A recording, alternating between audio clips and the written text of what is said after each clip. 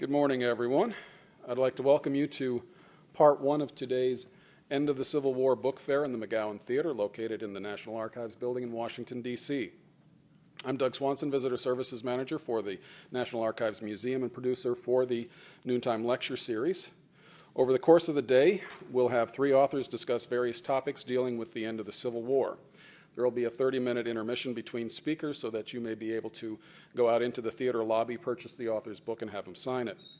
I hope you'll be able to stick around for the day and join us for each segment. You will not be disappointed. Before we invite our first speaker on stage, I'd like to alert you to a few special programs coming your way in the next few weeks. On Monday, April 20th at 7 p.m., Cokie Roberts will be joined by presidential historian Michael Beschloss to discuss Cokie's new book, Capital Dames, The Civil War and the Women of Washington, 1848 to 1868. On April 22nd at noon, William Marvel will be on hand to discuss his book, Lincoln's Autocrat, The Life of Edwin Stanton. And finally, on Thursday, April 23rd at 7 p.m., C-SPAN executive and television host Susan Swain will lead a panel discussion about First Ladies, Private Lives, Public Image. To find out more about these programs and our exhibits, please take one of our monthly event calendars, which you'll find in the racks in the theater lobby, or you can visit our website at www.archives.gov/calendar. Our first topic for today is A Finger in Lincoln's Brain, What Modern Science Reveals About Lincoln, His Assassination, and Its Aftermath by E. Lawrence Abel. Ernie, as he likes to be called, is a distinguished faculty professor at Wayne State University in Detroit, where he has been full professor in both the Department of Obstetrics, if I'm pronouncing that correctly, and Gynecology and Department of Psychology since 1985. He's also the former director of the Mott Center for Human Growth and Development at Wayne, past president of 2 international science societies, and the author of more than 40 books and over 200 journal articles on science-related topics. Ernie has also had a long-standing interest in the history, especially about the American Civil War, and has relied on his science background to write about drug addiction in the Civil War, nicknames of Civil War generals and how they got them, and the ways in which music shaped Confederate nationalism. So please join me in welcoming Ernie Abel to the National Archives.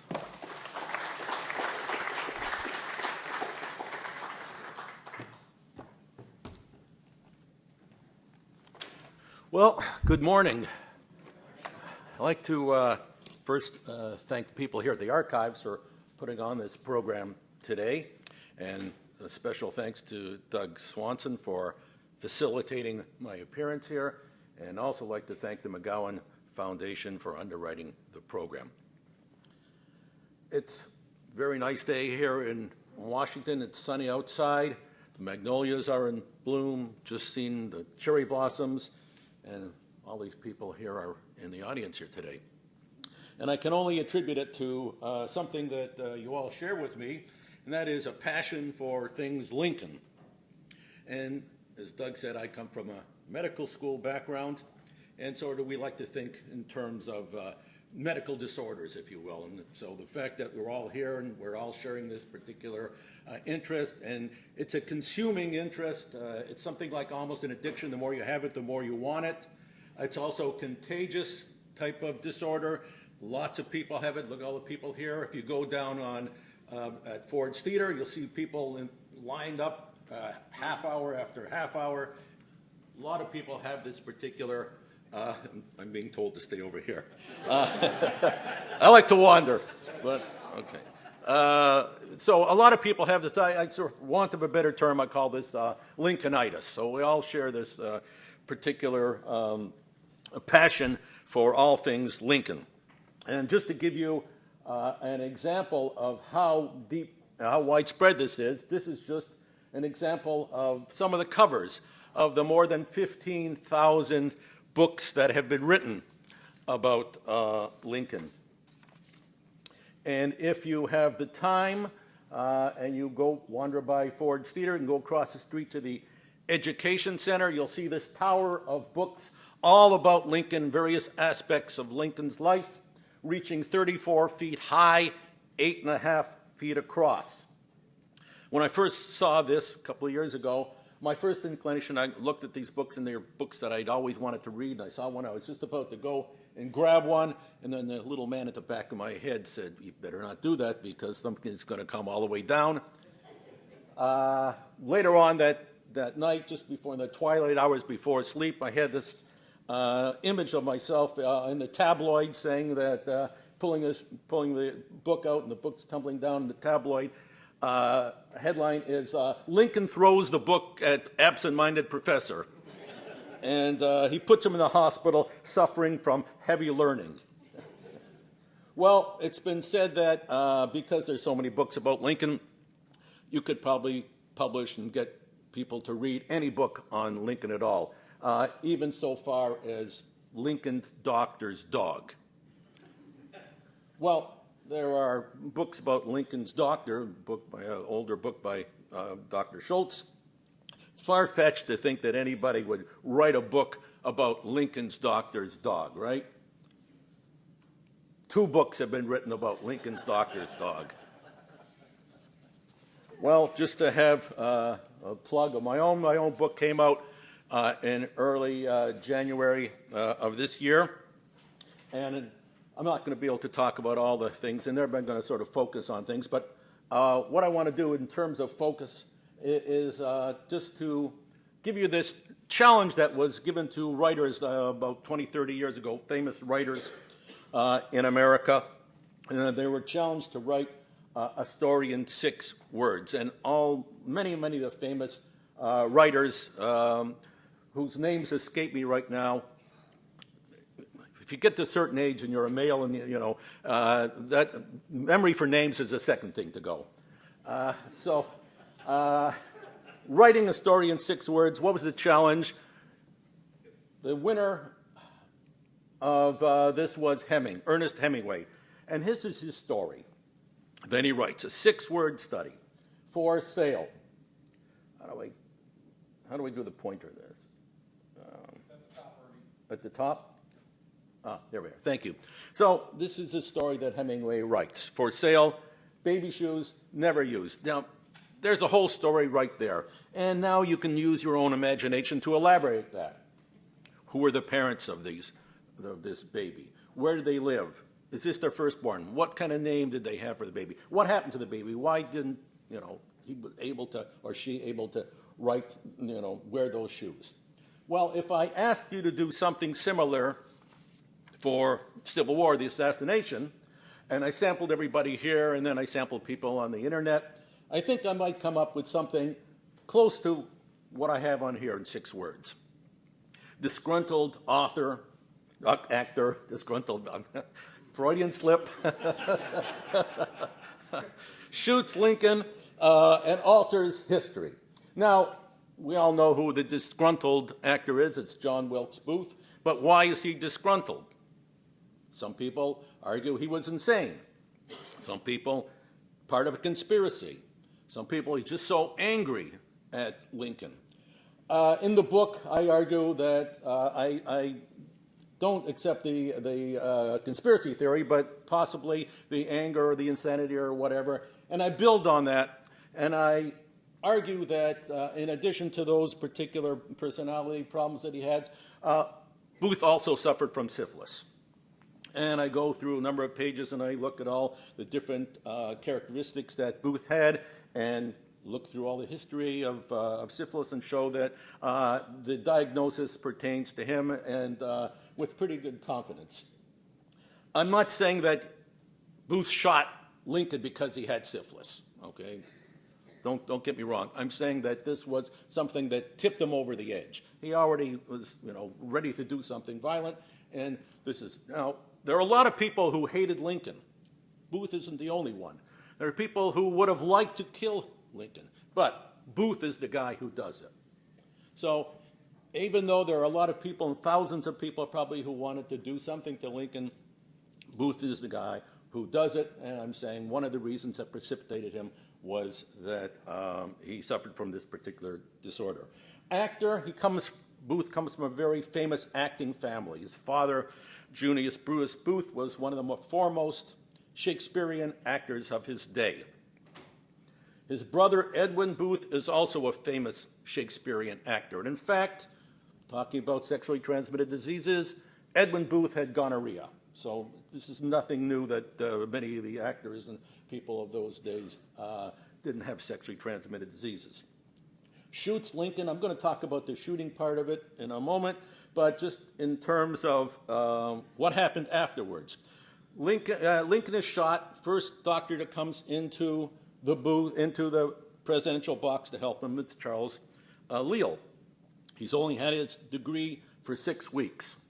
He has no battlefield experience. I want to emphasize that. When all these hagiographies about Leal and how great he was, this is a nice guy, but he's got no battlefield experience. He doesn't know how to remove bullets. By the time patients come to his hospital, they've already been treated. He's taking care of them afterwards. Nevertheless, he does what he's been taught to do. He searches for the wound. He's seen Booth with this knife in his hand. He imagines that Lincoln's been stabbed, searches for the wound, can't find any stab wound, searches the head, finds a little hole in the head, sticks his finger in there. Now, he's going to be held to task by a neurosurgeon many, many years later, but in fact, he's doing what he's been taught to do. This is the treatment. Try and find the bullet. That's okay. Don't fault him on that. What you can fault, though, is the doctors who come after him. And being told to wander back here. The doctors who come after him, each one of them, 4 or 5 of them, also stick their finger in Lincoln's brain through that little wound.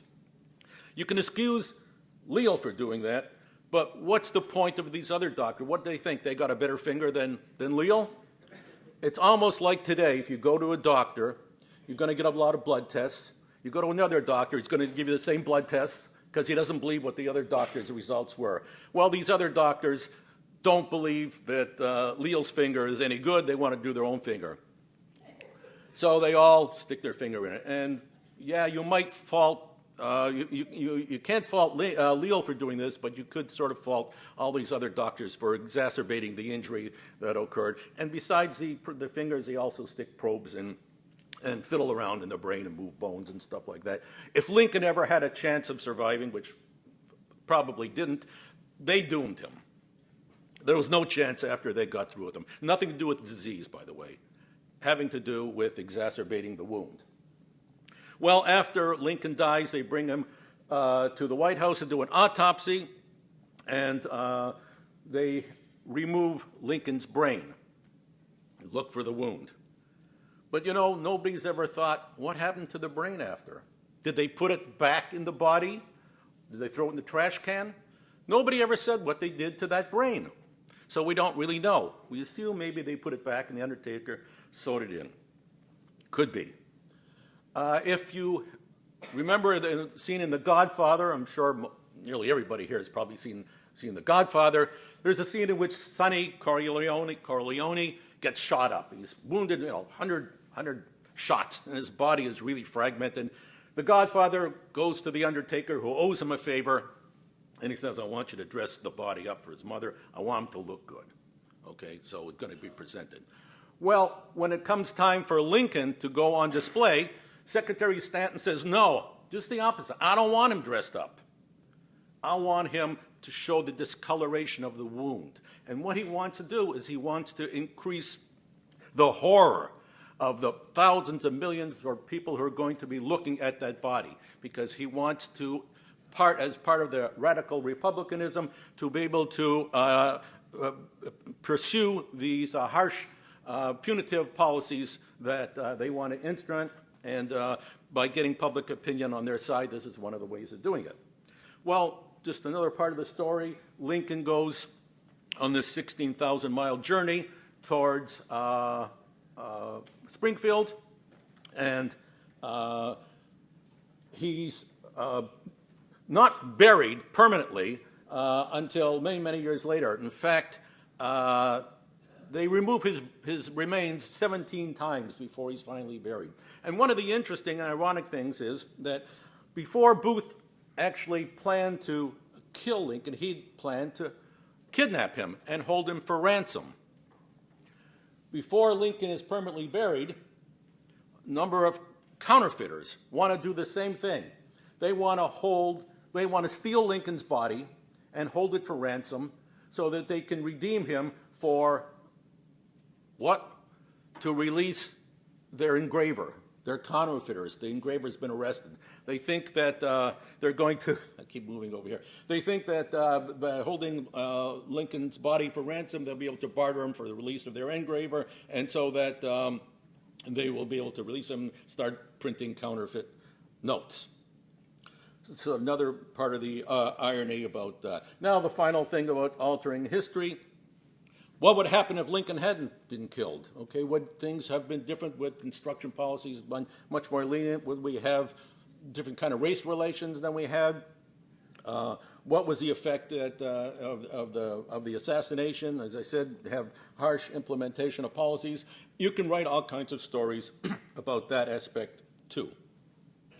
What I want to do today, however, is talk about the crime scene. I want to do a crime scene investigation for you, if you will. We're going to play CSI like you probably see it on television. Okay? Before I do, though, let me just give you a setting, context. This is April 1865.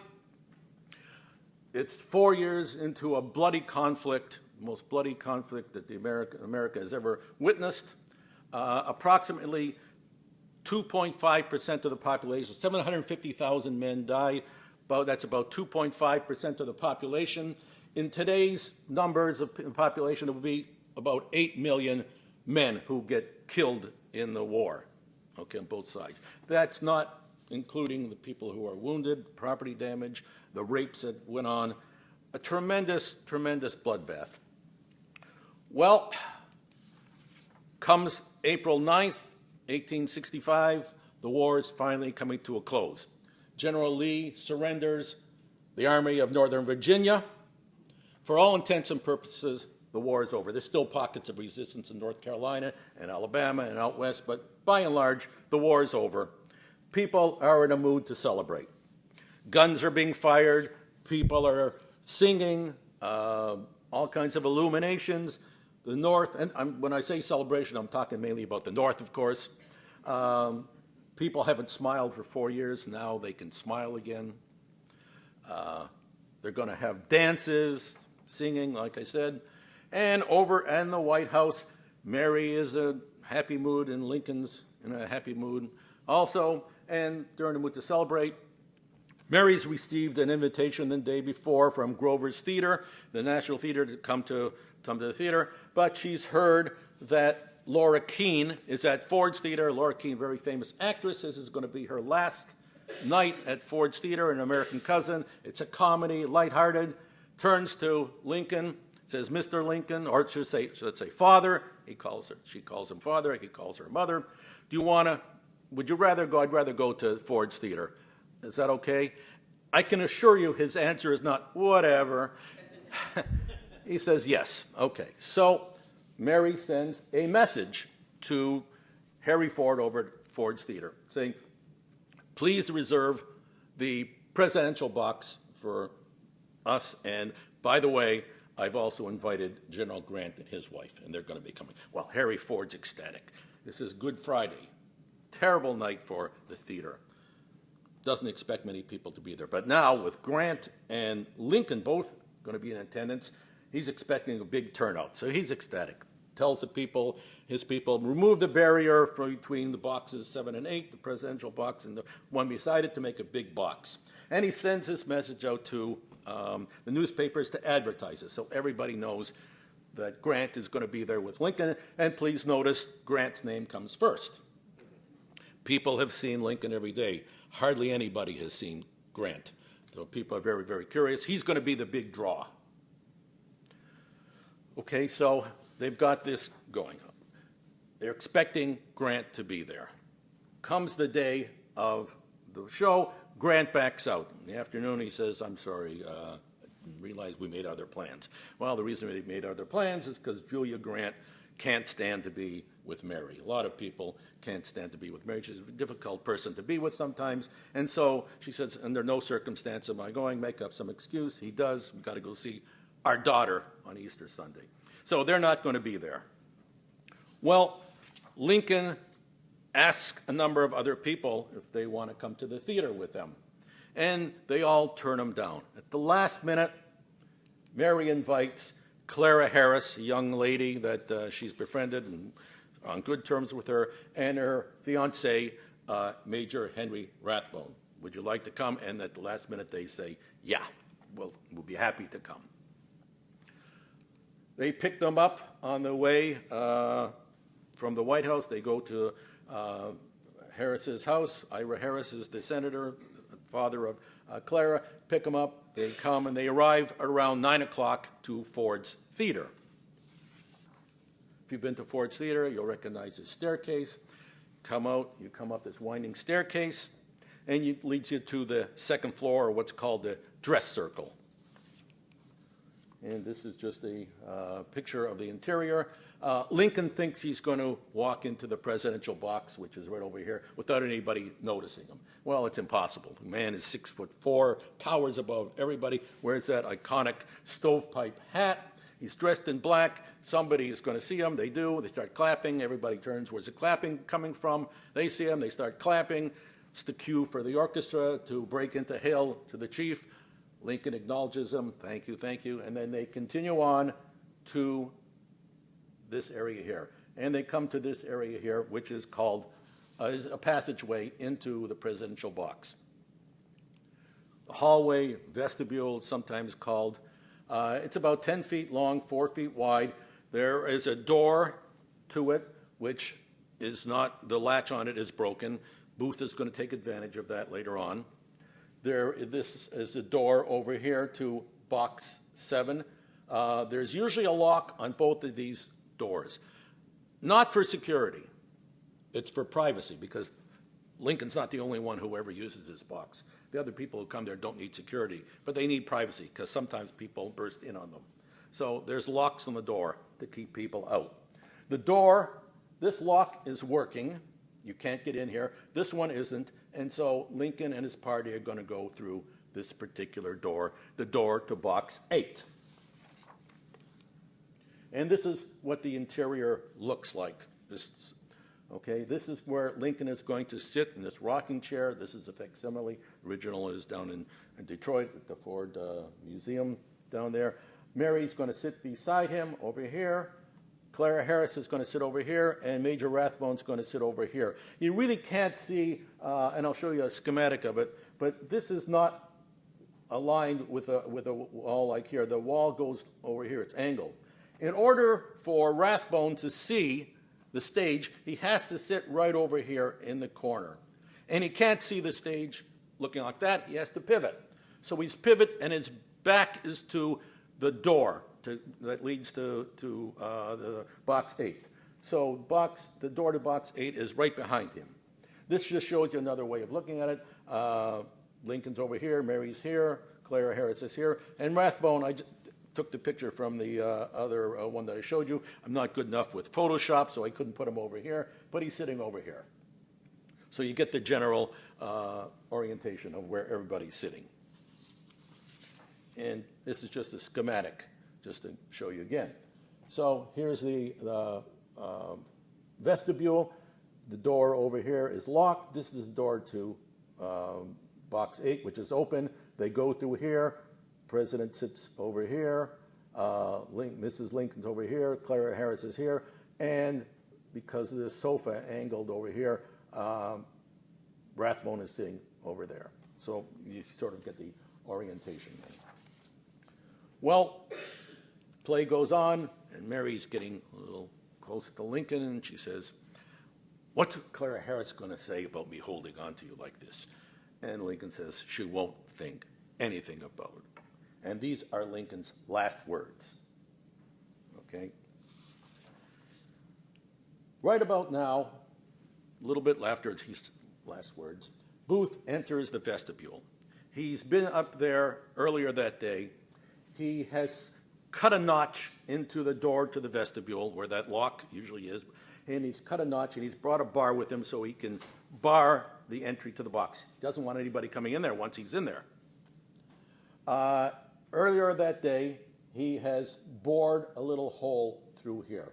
And there's a little bit of dispute whether or not he made the hole or whether or not the Fords made the hole. Idea the Fords made the hole to see where Lincoln's sitting so they know where he is. Doesn't make any sense. The Fords know where Lincoln is, and if they want to come in there, they could come in there any time.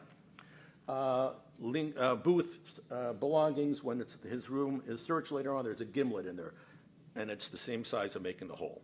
So Booth has made this hole over here. He knows, again, he's been here many times, Ford Theater. He knows the latch to this door is broken. Okay, so got the setting.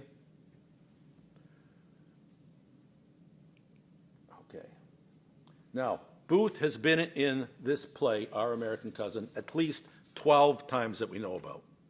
He's also been in rehearsals, so he knows exactly when lines are coming. Okay? Now, earlier that day, I forgot to say, this is an important point, that although Grant has been advertised to be at the theater, he's left, as I said before.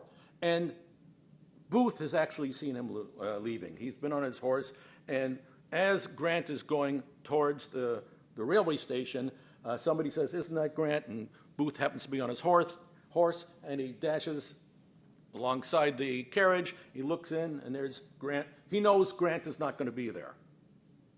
Okay? So he assumes that Lincoln is going to be there only with Mary. And he's looked through that hole.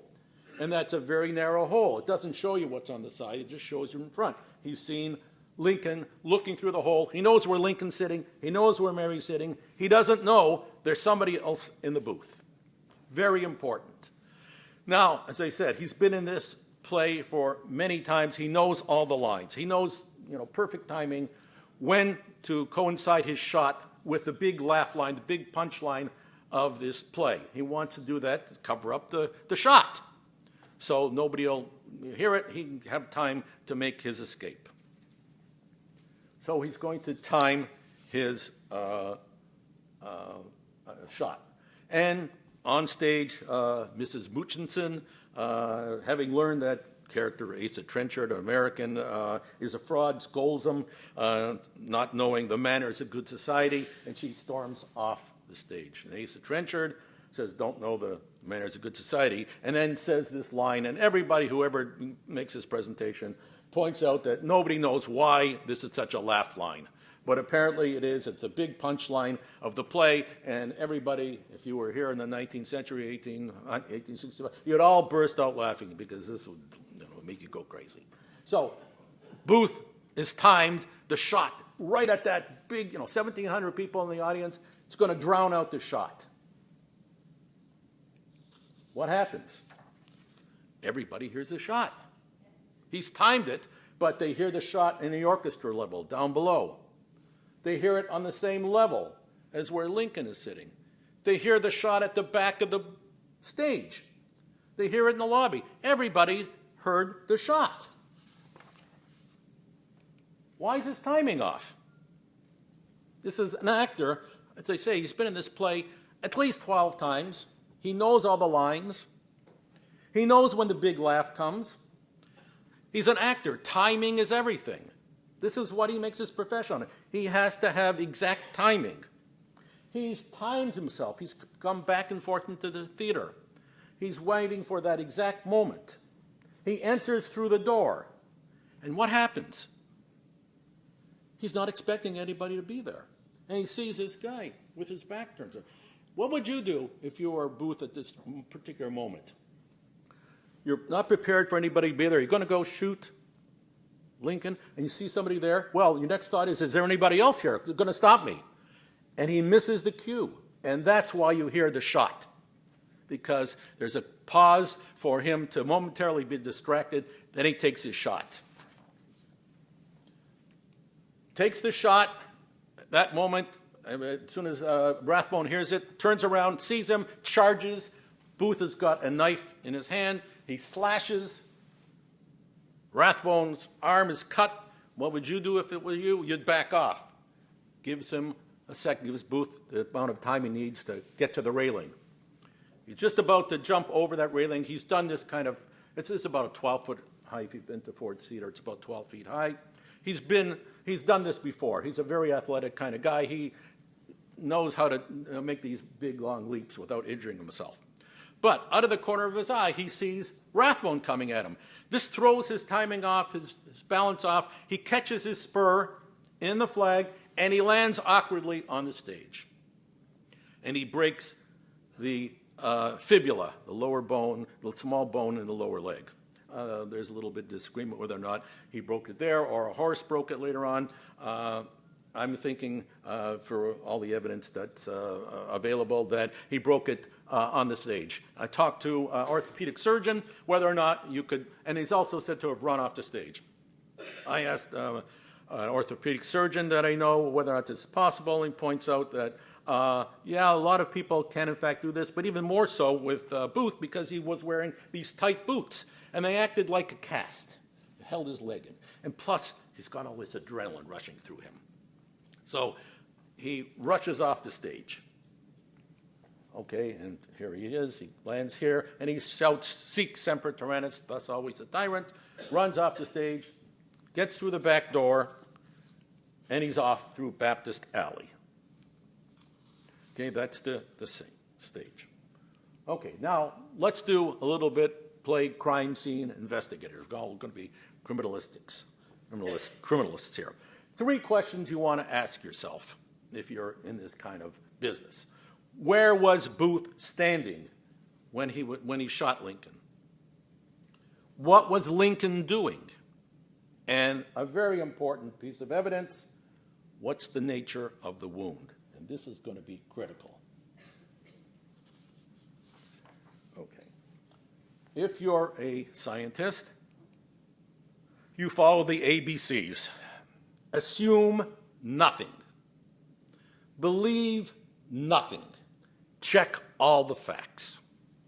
Okay? Let's start then with, we're not going to assume anything. We're going to just take testimony. Okay? Now, before I do that, I just want to show you the various scenarios that people have come up with, the illustrators, because they don't know where Lincoln was standing. And all the things, all the testimonies that you hear about where he's standing, nobody really knows from the testimony that, well, I shouldn't say from the testimony. They're basing it on pictures like this. This is Harper's Weekly. The illustrator has Booth shooting Lincoln from his left. If he did that, the bullet would enter his temple and would go in a different direction than we know it did. Courier Knives has Booth standing directly behind him. This is the picture that's influenced more people who've written about Lincoln's assassination than any other picture. They're basing it on this Courier Knives cartoon. And then one from 1909, instead of on his left side or behind, picture depicting it, assassination from the right-hand side. Well, let's look at some of the actual witness testimony. It's a credo of journalists. You check out, you have to have more than one source before you start putting something in print. We have 2 sources about the witness testimony. We have Major Rathbone's testimony. He says he was sitting and the shot came from behind him, not to the side, where it would have come if Booth was standing right behind Lincoln, but behind him, right by the door. He hears the pistol discharge. Down in the orchestra level, the lower level, James Ferguson, who owns a restaurant, a saloon on one side of Ford's Theater and there's a restaurant on the other, he owns that restaurant. He's been told that Grant is going to be in the audience that day. He's a great fan of Grant. He's come not to see the play, not to see Lincoln. He wants to see Grant. As I said before, Grant has rarely been seen in Washington. He's a big fan. Ferguson's a big fan. He goes and he buys a seat way over on the side so he can look up at the presidential box. And he keeps looking up, and he sees, the first time, Lincoln's there, somebody else is there, but it's not Grant. And he keeps looking up. Every couple of minutes, he keeps looking up. He's looking up at that box. And it turns out, at one of the moments that he's looking up, bang, that's when the shot comes. Now, he sees the shot coming from the back of the booth, back of the presidential box. How do you know that? First of all, if you've been to the theater, you know that the presidential box is not lit up. It's dim. Part of the theater, you dim the lights down. You dim the lights down in the presidential box too. It's dark inside there, so he can see the flame coming out of the gun. And it's not coming, he wouldn't be able to see it if it was coming directly behind Lincoln. Lincoln's head would have been covering it up. He's seen the flame coming from the same direction that Major Rathbone said it came from. So we have corroborating evidence of where the shot came from. Forensic evidence. When you fire a gun, that's a little bit of flame. Remember I said he's seen this flame? A little bit of flame comes out of the gun. Very important little piece of forensic evidence. Why? If it were a point-blank shot, like many authors have said, Lincoln's hair would have been singed, would have been burnt. There would have been burn marks. But one of the doctors who examines Lincoln's skull, Lincoln's head afterwards, Dr. Robert Stone, the Lincoln family doctor at the Peterson House, specifically says, not to be a forensic scientist or anybody, makes that comment. The hair or scalp is not in the least burnt. That tells you one thing, eliminates a possibility. It doesn't tell you where he's standing, but it tells you where he wasn't standing. He wasn't standing directly behind Lincoln, that close enough that he would have singed the hair. How far back? We don't know, but at least it's consistent with the other evidence. What about Lincoln? Where is Lincoln when he is shot? Again, we have two pieces of corroborating evidence. One, again from Ferguson. Ferguson's looking up. He says at the moment Lincoln is shot, he's looking down and to the left. Okay. Well, some people have thought that he saw General Burnside in the theater. He's looking to see him. No, Burnside's in New York. We don't know who he's looking at, but we do know he's looking at down and to the left because somebody else in the audience sitting next to a man named Israel Jaquette makes the same comment. Lincoln was looking down. She didn't see him when he was actually shot, but she saw him moments before. Corroborating evidence of what Lincoln was doing at the moment he is shot. The wound location. When the autopsy is performed, the doctor who performs the autopsy, Dr. Woodward, says that the shot went through the bone over the occipital lobe and went into the head.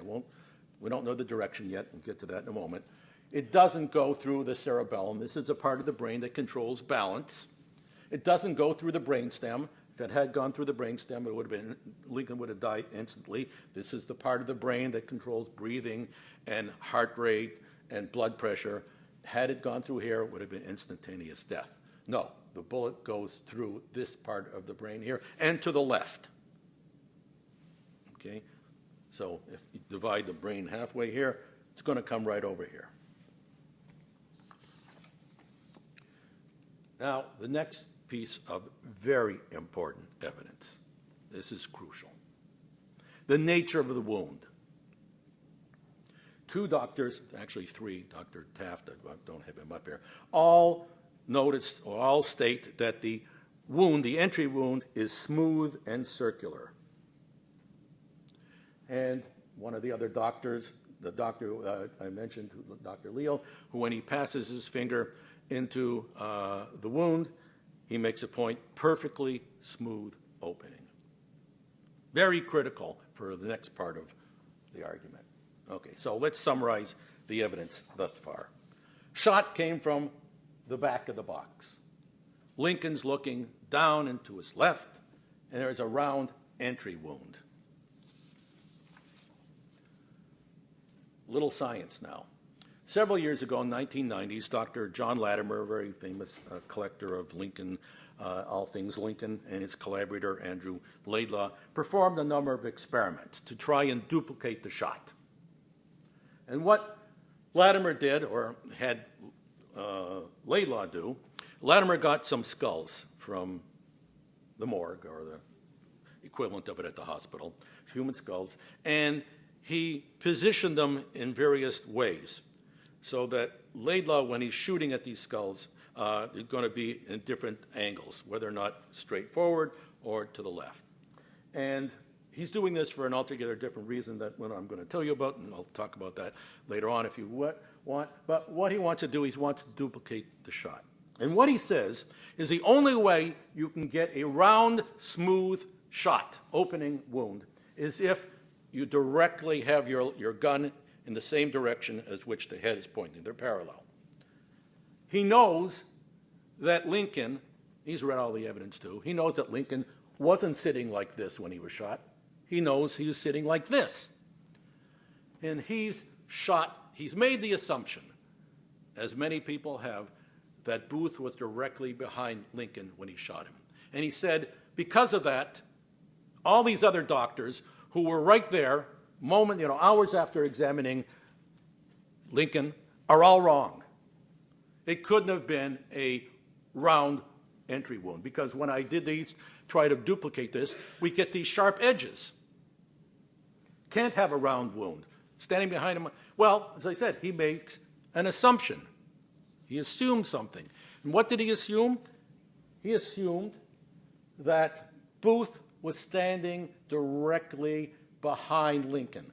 And sure enough, he's on an angle here. You shoot on an angle, you don't get a round entry wound. You get a jagged entry wound. So he's right.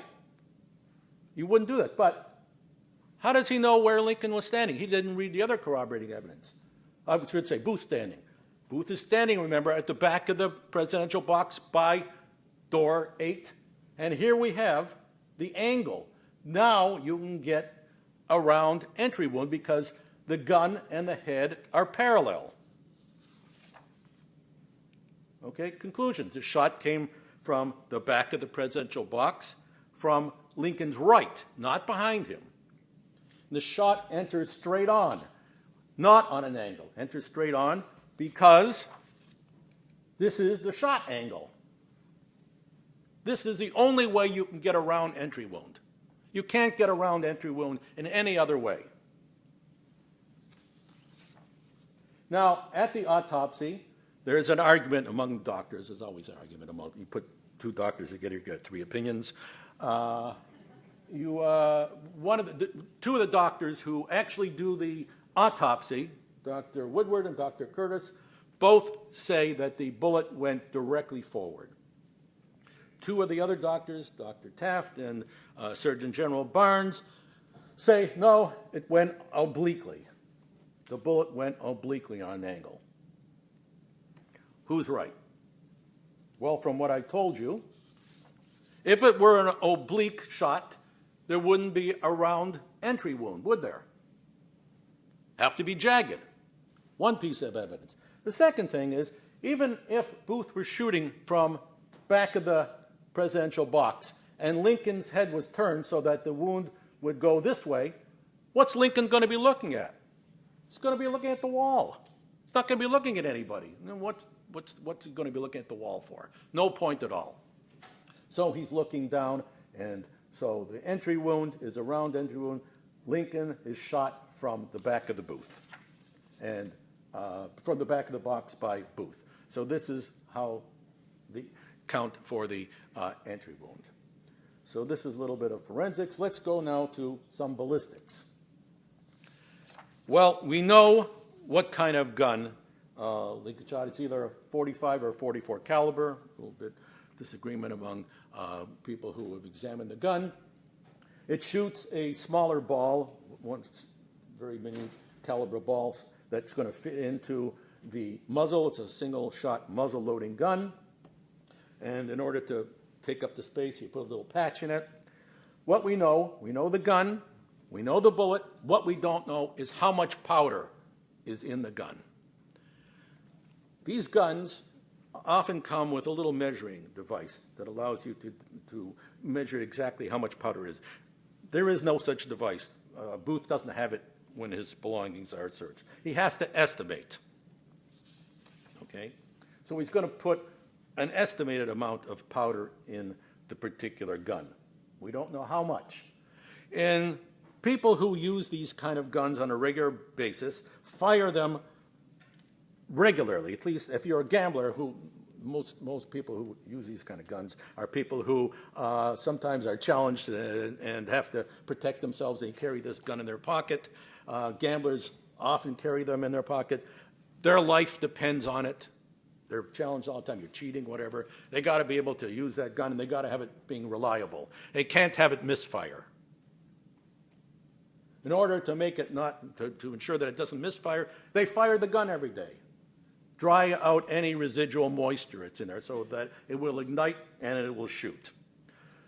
Amount of powder you put in varies. Can be in terms of one kind of measurement, 1 to 2 grams. In terms of bullets, apothecary measurements, 20 to 30 grains.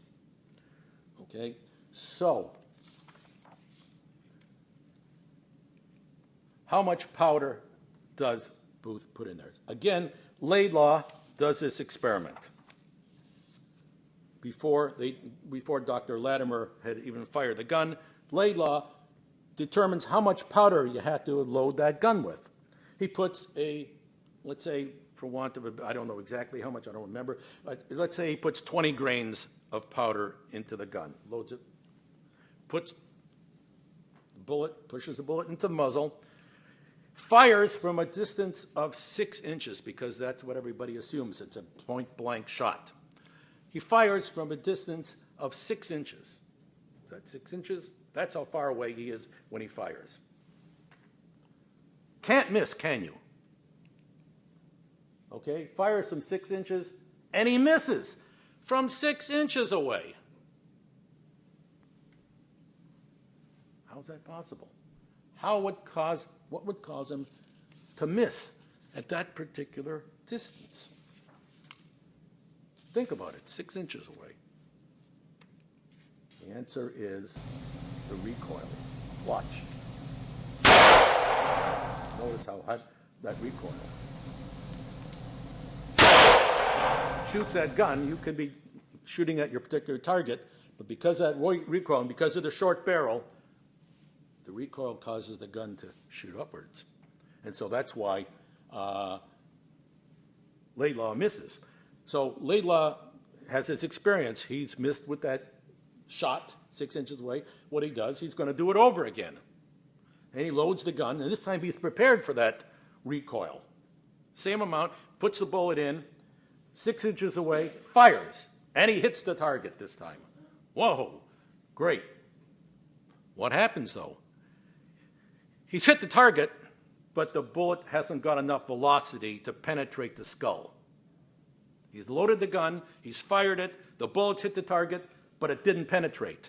And we know that Booth's shot penetrates. So he knows he needs to load it with more powder than he has before. So he does that. He loads it with more powder. He's prepared for the recoil. He shoots. This time it hits, and it penetrates. So he's controlled the recoil. He's hit the target, doesn't penetrate. More powder, hits the target, penetrates the target. Okay?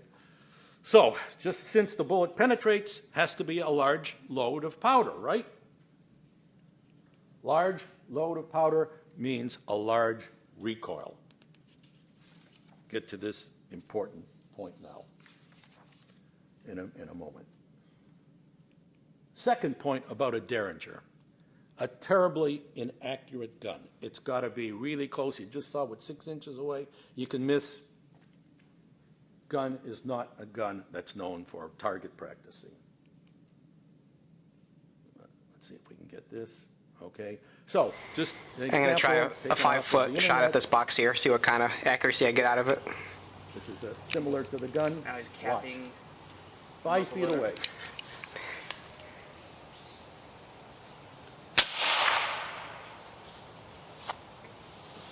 You can see I aimed right at the bottom of that black there. And there's my shot right there. Okay, this is a man who knows a lot about guns and has fired a lot about guns, fired guns many times, similar facsimiles to the gun that Booth has used, and he's missed at a distance of 5 feet because this gun is so inaccurate.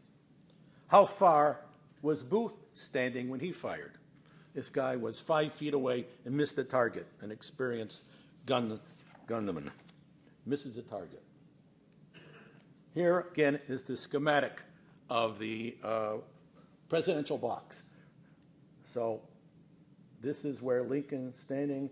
This is 10 feet. The distance from here to here is between 5 and 6 feet, the same distance as that man had when he shot the gun. So about the same distance with as much or as little accuracy as that gun had, and probably even less because Booth's gun's a little even smaller with a shorter barrel. Well, we've heard that Booth was a marksman, right? We've heard all these things. Used to go to shooting galleries. He's really good. He's practiced a lot, but he doesn't practice with a Derringer. He practiced with pistols. And even then, although we've heard he's really a marksman, he's shot in Columbus. He shoots against a target on the wall from a couple of feet away, and he's missed that. Challenges some other guys at the shooting galleries. 2 or 3 times he gets beaten. He may be a great marksman, but he's still a marksman, if he's a marksman at all, with pistols and not with Derringers.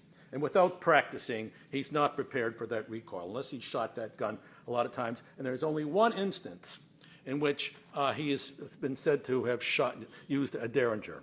And if you read that, it's after the assassination when the newspapers all have him shooting a Derringer. And the anecdote is he shot this Derringer from a distance of a number of feet, and somebody had their fingers like this, and he shot right between the fingers. Well, that's kind of crazy. Again, a lot of things happen after the shooting to account for things. But he is a marksman, possibly with pistols, but he's not a marksman with a Derringer. Well, let's summarize what we know so far. Gun is inaccurate. He's shooting at a distance of 5 to 6 feet. It's a dimly lit interior. Remember the inside of that presidential box? It's not lit up like it is here. I can see all you. You can't see very well in a very dimly lit interior. The amount of powder he has to use is substantial, causes a large recoil. And he doesn't have a lot of experience that we know about with shooting a Derringer. Put that all together, and we have one of the ironies of history. When Booth enters the box, remember I said he's not prepared for anybody being there. He's suddenly startled by seeing somebody there, takes him off balance a little bit. He has to hurry his shot. And what do you do when you have to hurry your shot? You look at the target. He wants to shoot Lincoln. Lincoln's leaning over. The target is Lincoln's back. That's the target, big target. He's in a hurry. You're going to shoot. Shoots the target at the back. Lincoln's head is a very, very small target. Gun's very inaccurate. He shoots. The recoil, shoots for the back, hits Lincoln in the back of the head. It's a bad shot. It's not where he was aiming. The irony of history is that Lincoln is killed by a bad shot. Well, a number of years ago, one of the outstanding scholars, Lincoln scholars, James Randall, writes this article, Has the Lincoln Theme Been Exhausted? Has everything been written about Lincoln in the 1930s that could possibly be written? Well, we know that's not so. Thousands of books have been written since then. There's all kinds of articles, magazine articles, journal historians have written all kinds of learned articles. There's TV programs. There's movies. The Lincoln theme is far from having been exhausted. And just to make a little pun, the theme hasn't been exhausted by a long shot. We still have a lot of people with Lincolnitis. People here, all the people at Ford's Theater, we all experience this particular disorder. Not to worry about it, though. It is one of these kind of positive disorders. It gladdens the heart. It lifts the spirit, makes you a better person for knowing more about this outstanding person in American history. Thank you very much.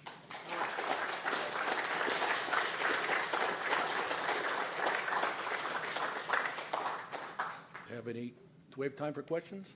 We've got time for about 2 questions. 2 questions, okay. Yes, sir. We need them to go to the microphones. We've got a gentleman on that side over there. Want him to go first? Yeah, he's already at the microphone. Oh, okay, thank you. Oh, Given Lincoln's wound, and today, I'm supposed to You can stay at the microphone or stay at the microphone. I'm a wanderer. given Lincoln's wound to the brain, today, neurosurgery and emergency care, what would have been his chances for survival today, and chances for a recovery? I have a little section of that in the book. There was a symposium held several years ago in Maryland by some doctors who are expert in treating these kinds of wounds, and speculates that given modern medicine's advances today, that there might have been a good chance of Lincoln surviving had he been shot today. That doesn't mean that he would have not been incapacitated. It means that he would have lived. He still would have had a lot of damage to important parts of the brain. But this is something that has been discussed. And there's an interesting thing also on the internet about another kind of procedure that may also have been used today if the same kind of a wound occurs that might have saved him. Okay, but I do have a section of that in the book, which I should have covered. So, yeah. Interesting commentary about the presidential box not being well lit, and it brought to mind, having worked in theater, that the box looked out over the stage, and the stage would have been the best lit place in the theater. So I'd be interested in your comments on how this plays into it, to the degree to which Lincoln is in silhouette to Booth, if I remember the placement of the door with the light from the stage coming in the box from that direction. Yeah, he would have probably been in a silhouette, but what you would see in the box, at the back of the box, is another story, because it's going to be, it's unlit. So you're not going to see Booth standing there in the box itself, but you would see that fire coming out of the gun. So you'd know approximately where the placement of the gun is, and it's not going to be behind the silhouette. It's going to be off on the end. I was thinking of Booth's view of Lincoln. Well, he may have in fact be able to see him, but what he's going to see, remember, lean over. What do you see? There's not very much of a target. It's a very inaccurate gun, and you're shooting for this, and you're hurrying your shot. There's also a little bit of speculation, if I can just wander off and free associate for a second. Remember, this is a highly theatrical assassination. Booth is an actor, and he's very much into Shakespearean actors, and he's very much into himself as being Brutus and Lincoln as Caesar. And Brutus doesn't shoot Caesar. Brutus stabs Caesar. And I always thought, and I've speculated on this, whether or not the knife is in Booth's right hand, and he is going to try and stab Lincoln, and he has the gun in his left, and that's why he shoots him. That's why, again, it's a lucky shot. Because what does he do? When he's supposed to have the gun in his right hand and his knife in his left. He's supposed to shoot Lincoln and then throw the gun down, switch the knife over here, get over here. That's pretty, a lot of things to do in a very heated moment. When you see somebody coming right at, could drop that knife very easily. I think, speculating again, possibly that he had the knife in his right hand and was wanted to stab Lincoln. Let's speculate. There's no evidence for this, but that's one outside possibility for a theatrical guy like Booth. Yes, sir. Again, why was Booth's timing off? Booth's timing off because he doesn't expect anybody to be in that presidential box at the moment. He's seen Grant is supposed to be there. Okay? He knows that Grant isn't there. He doesn't know anybody else is going to be there. He has no Rathbones there? Comes in and he sees the back of Rathbone. He doesn't expect him to be there. What would you do if you're coming into this area, you're ready to shoot somebody, and you see somebody right in front of you?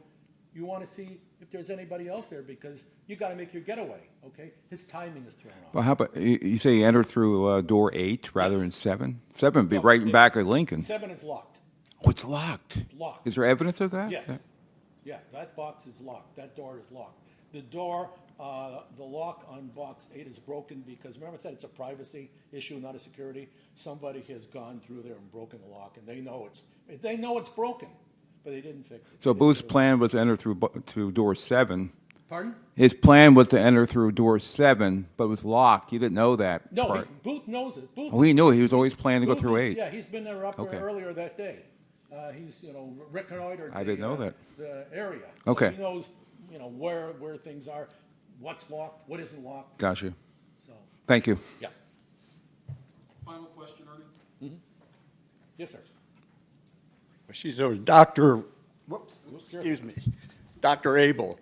Thank you for this excellent presentation, informative. Just greatly appreciate it. You probably had a couple 300 more here if the Earth Day people knew that this was going on.